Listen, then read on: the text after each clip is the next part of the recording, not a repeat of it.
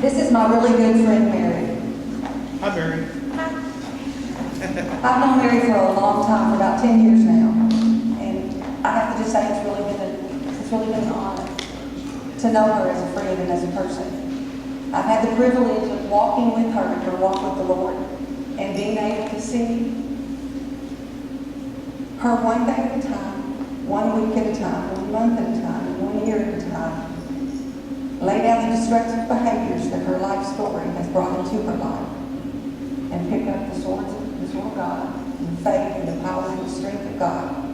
And I've watched her become a new creation. She is my very best friend. I love her. And she's been an example to me more than once. And we're here today to tell her life story, which is the story of relentless love. How are you this morning, Mary? Good. Are you nervous? Yes. But you're up here. Yeah. You're overcoming that, so that's great. That's not the storm of your life. You're an overcomer. Your life story began when you were young, like most people do. So why don't you tell us about your childhood and the kind of relationships that you had? Me and my sister, we were given up to our grandparents when I was a baby. She was probably about 2 years old. We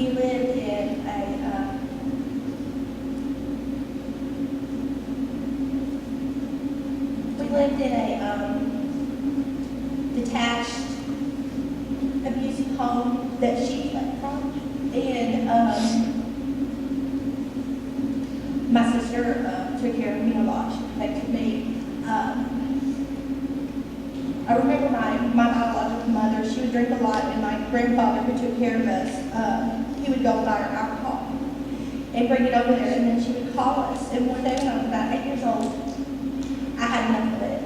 And I got on the phone, and she would call and scream and everything. And she told me that she didn't know why she kept me. She wanted to abort me. She didn't want me. And she couldn't give me a reason why I was here. She said she already had a baby. She was overwhelmed. She didn't want me. And that I should have been here. Growing up, I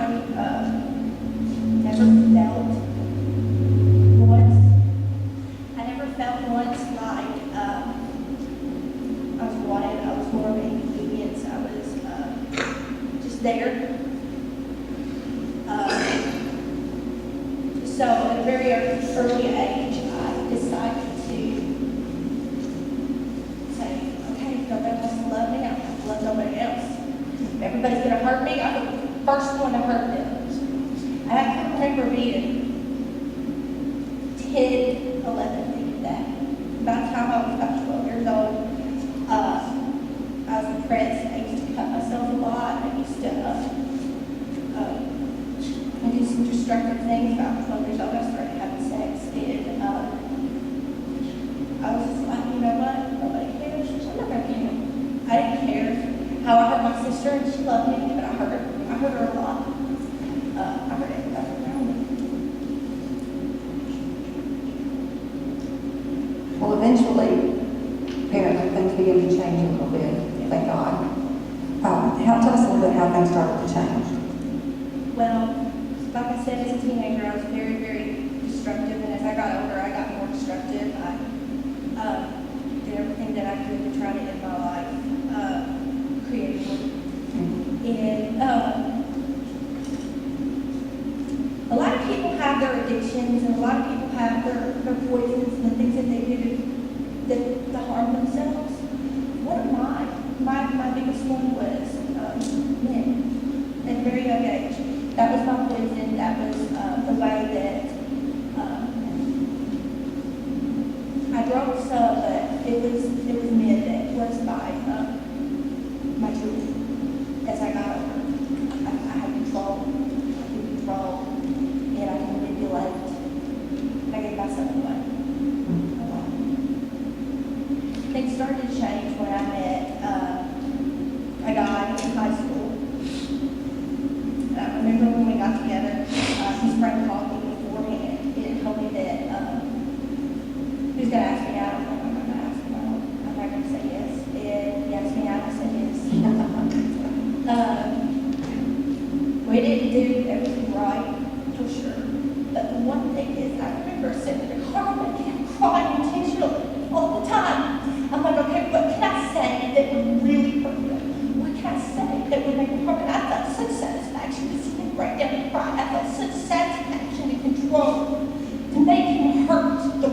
had been hurt my whole life to make him feel the way that I felt inside as long as I could remember. So I would intentionally just hurt him and hurt him and hurt him and push him away and he never left.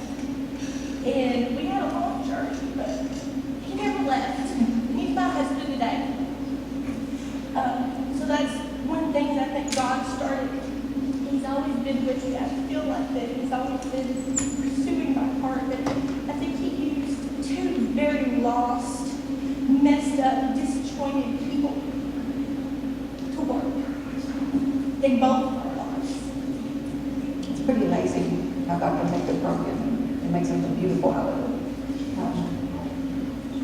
So you found Chris, and you stuck by him no matter what. No matter what, God was terrible to him. And he took the pain, he took the abuse, he took the suffering because he cared.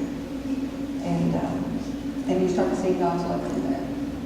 I started seeing that maybe I couldn't push everybody away, maybe that I had something inside me, something that I could be loved for. Yeah. Who's mine?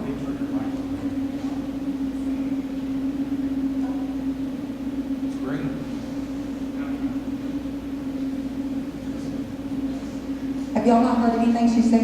Yeah, we can hear it, it's just not as loud as yours. She's actually coming through your microphone. Where's the headphone?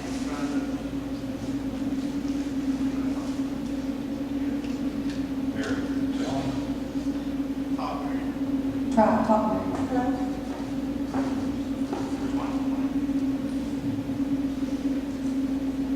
The number 2 is up there. Technical difficulties. Are we fixed? Yeah, or just not? keep going. Okay. Go back, sorry. You got a handheld.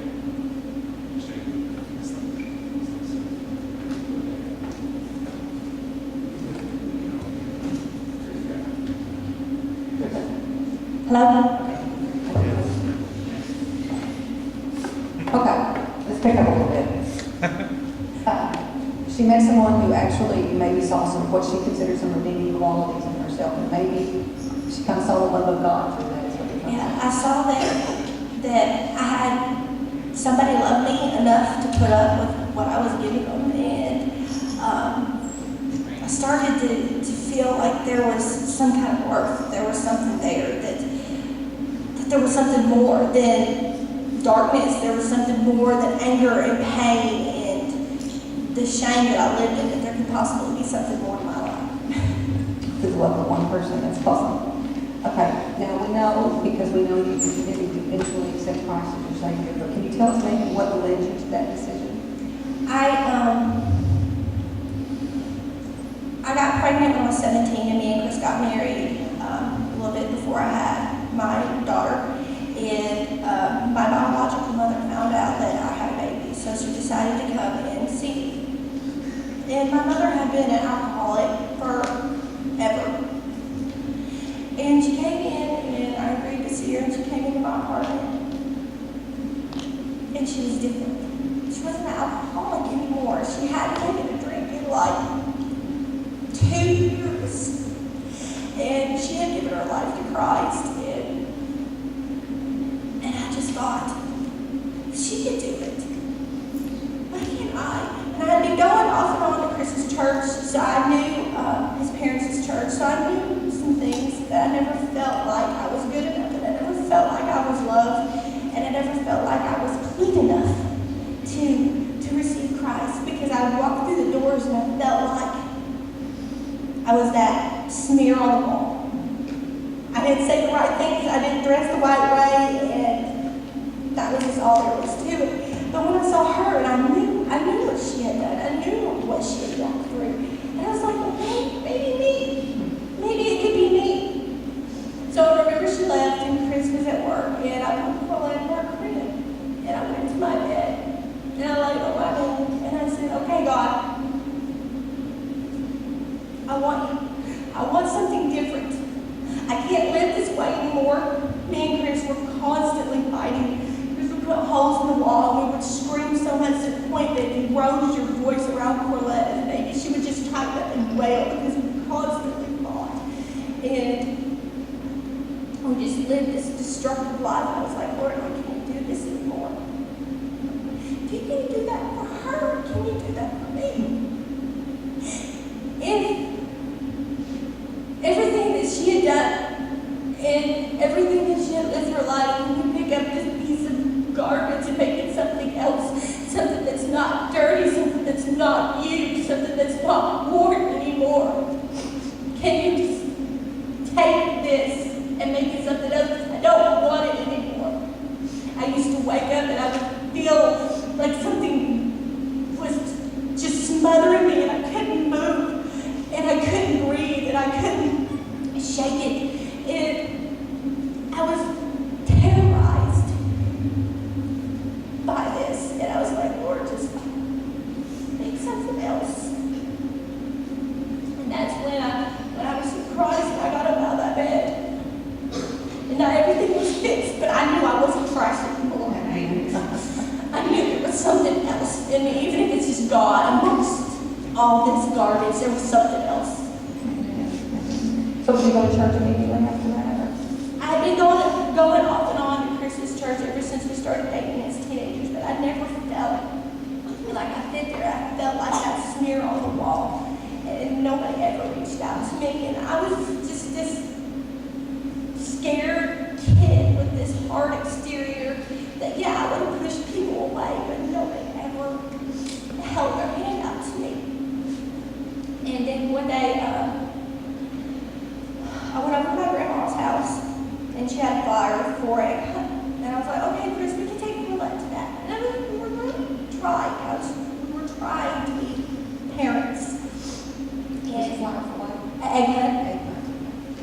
And so we went, and it was a storefront, and I'm thinking, okay. So I sent Chris in there, kind of a recon, and it was the egg hunt. So we went, and Roulette did the egg hunt, and afterwards, lady sat down and talked to me, and it was Carla, and she sat down and she talked to me and she hugged me, and she just looked at me differently. It wasn't like I was get out of here, or are you gonna shoot up the whole place, or are you gonna do this or that? You looked at me differently, and you loved me from the day I met you. No questions attached, no strings, no, what have you done? What are you doing? It was you loved me. And so we started coming to the church, and we started bringing Roulette. And she was about 18 months old.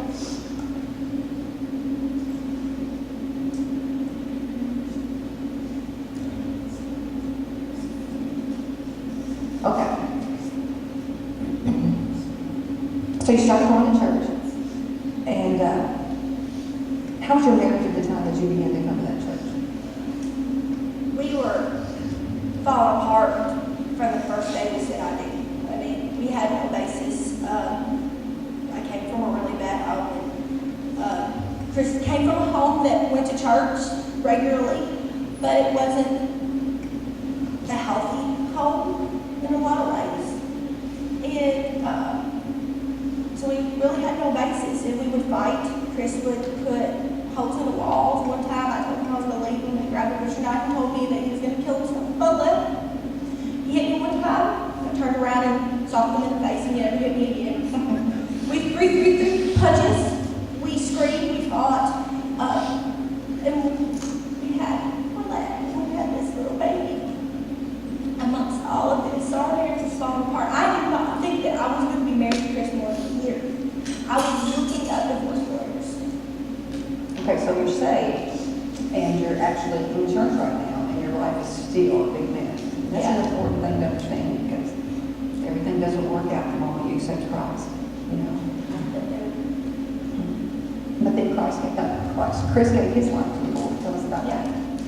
I remember I was standing at the stairs at another apartment, and I looked at him because we were fighting, and I told him, I'm like, I'm taking Roulette, I'm leaving. I can't live like this anymore. And I had started praying for Chris, and I had started asking the Lord to help us.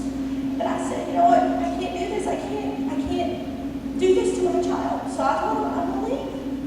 If things don't change, I'm gonna leave.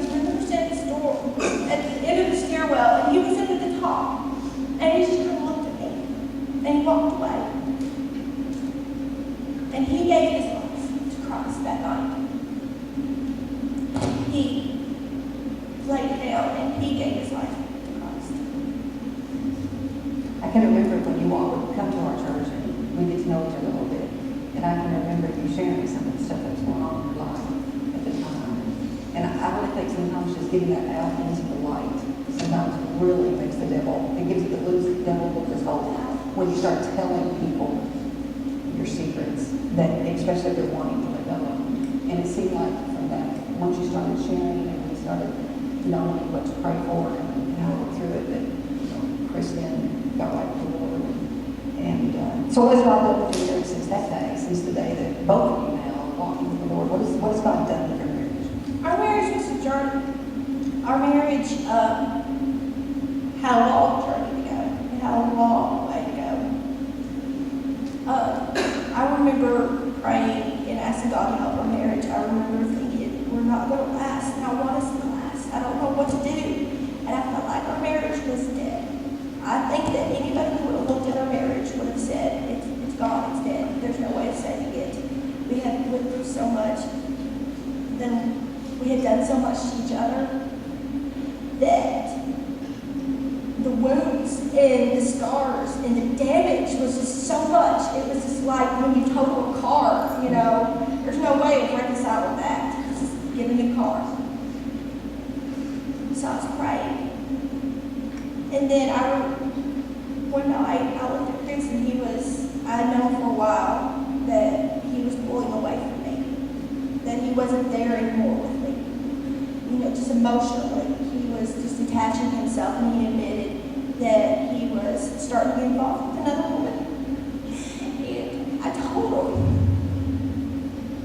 I just sat there and we talked about some of the things that he had in his life and the things that he had went through. And I just prayed for him, and I just prayed, and I feel like there's something happening between us. And all those prayers, everybody knows the story of Mary and Martha and Lazarus, and how Mary and Martha knew that Jesus could heal Lazarus. And then they called, and they were like, come, he's sick, he's sick, he's sick, he's sick, come heal him, come heal him. And Jesus just waited and waited and waited and waited. I remember thinking, God, we're dying, do something. I know you can do something. Why aren't you doing something? I know you want me to be married to him. I know that we need to be together. Why aren't you doing anything? And I just pray over our marriage. And our marriage died. But then God raised it again. He took that marriage again. And we were new. All that garbage, all that junk didn't have to eat us away. Because that pain and that anger is like a cancer. And when it lives inside of you, it will just consume you. And everything that is good and everything that is healthy will be eaten up by that pain, by that anger, by that hurt. And God resurrected our marriage. So God showed his love to you.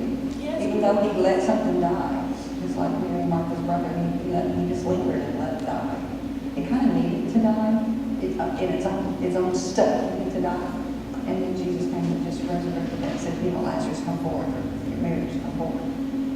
I felt every time I would pray, every time I would cry out to God, I was so angry and so confused, and I was so young. I mean, I got married when I was 18, and I was so young that I was like, okay, God, why aren't you doing this? I read. You know, we talked about getting in the Word and everything, and I was reading the Bible, and I was like, okay, I'm going to trust this, and I know that you want us to stay married. I know you can do these miracles. Why aren't they happening for me? Why aren't they happening for our marriage? That I never felt that I was lonely. I felt like sometimes I was the only person holding our marriage together, but I knew it wasn't me that was holding our marriage together, it was God. Do you have any ideas why God waited so long? You can look back retrospectively and see what he was doing I know we had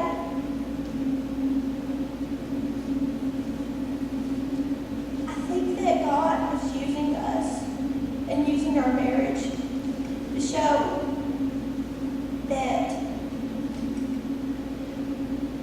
there can be beauty from things that are destroyed. There can be beauty that comes from the ashes of destroyed life or a destroyed marriage or something that is totally gone, that God can bring you from those things that are utterly destroyed. So you kind of had to get to the place where you saw the destruction, you saw the ugliness and the blackness of it all. And once you realized that you were, it was a mess, it was nothing forced out of you. That's exactly what God's out of you. And then you can see that you changed something that was dead to life. It's awesome. So, do you have a good marriage today? Is he still writing down walls or threatening to kill himself? he's a good man too. I had prayed so much, and prayed so long for that. I have asked God so much. It kills me to see him like this. It kills me to see our marriage like this, our family, because it trickles down to your children as much as you try to hide it, it will. And I have prayed so long for God to do, because I could feel him doing something in my heart. I knew he was real. I knew he was doing something in me, and I just wanted that for him because I love him. And then he loved me. So you're stuck in there. Okay. What road do you think spending daily time with the Lord in the Word? You did do that. I know that for a fact. I know it. What road do you think that took in your transformation?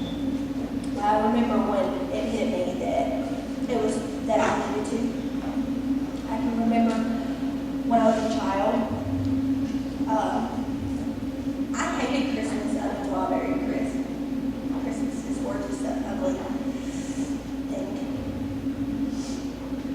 And I grew up in the room Halloween.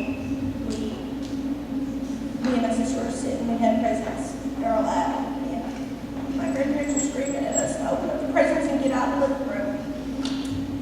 And I remember leaning on her and crying. And then she would just sit and stare and just have these tears rolling down her face. And I remember looking at the wrapping paper and seeing how it was all wet and soggy. And I never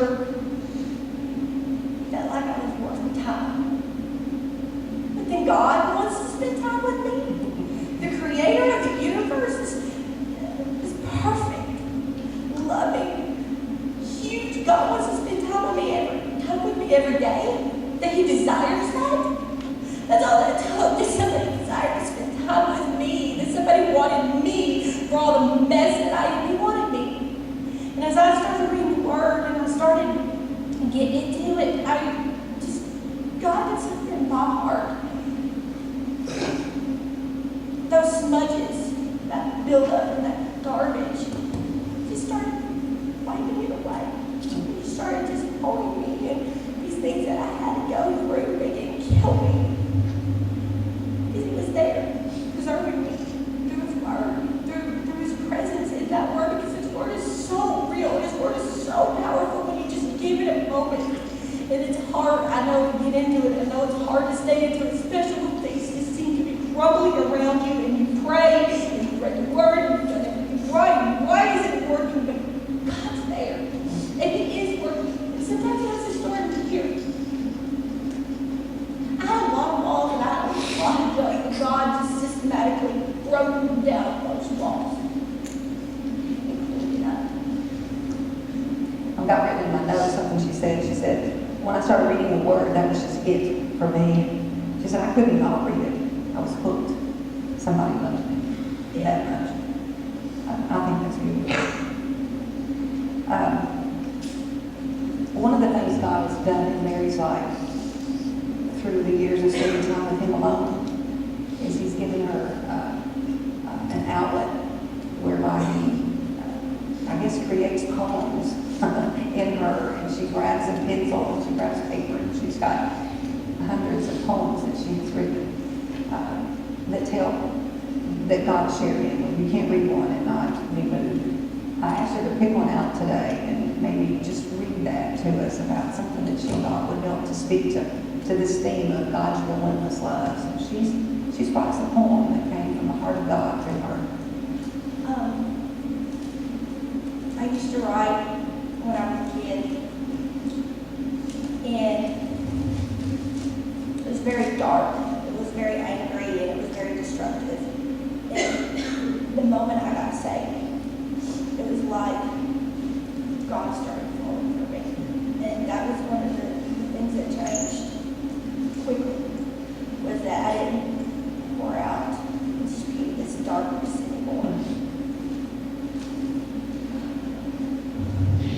lost little girl, huddled in darkness, empty and angry, fighting against everything, not even alive. That not everything is lost, not all is broken. You, my Father, found me when I didn't care, that I was dead inside. You scooped me up like something that was treasured, and you said, "You're mine." Wipe my face. Filthiness is washed away, and the deadness inside, and the darkness eating away at me falls away. Something else, something more. You desired me, my King. You chased my heart and loved me when I couldn't, I wouldn't. You put life inside me and made this life more. You who placed the stars in the sky. You who formed mountains. You whose most high loved me and found me. And now I stand alive because you wouldn't let me go, that you loved me.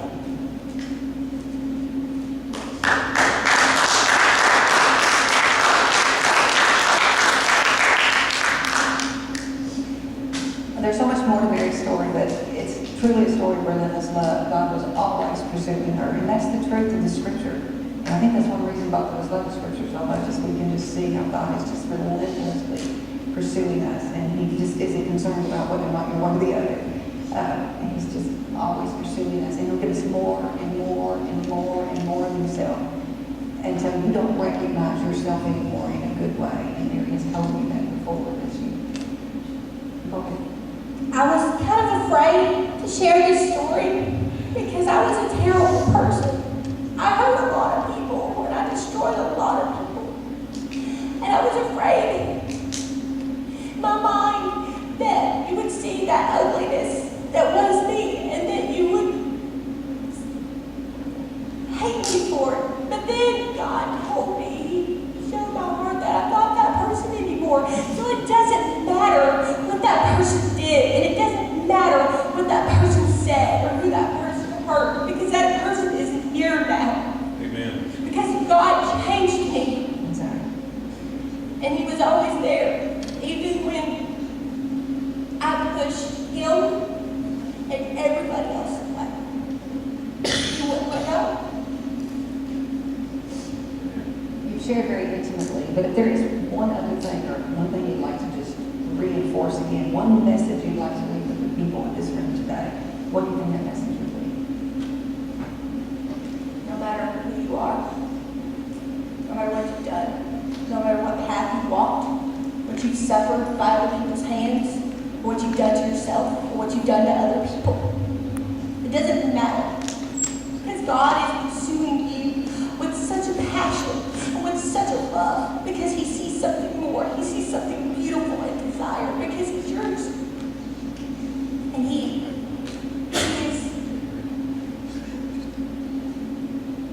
desires you, and you are His. You are His child. And He wants to make something more of the garbage, something more of the pain, something more of the anger. He wants to make something more. He wants to make something beautiful. He wants to take those ashes of your life and give you beauty instead. And that, my friends, is relentless love.